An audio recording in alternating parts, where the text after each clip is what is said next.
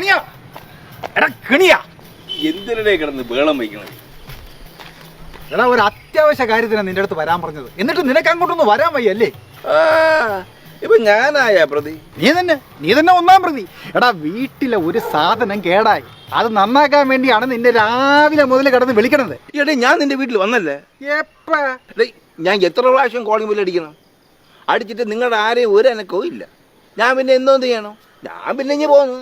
എടാ കിണിയ, ഈ കോളിംഗ് ബെല്ലാണ് കേടായി കിടക്കണത്. അത് നന്നാക്കാൻ വേണ്ടിയാ നിന്നെ വിളിച്ചത്.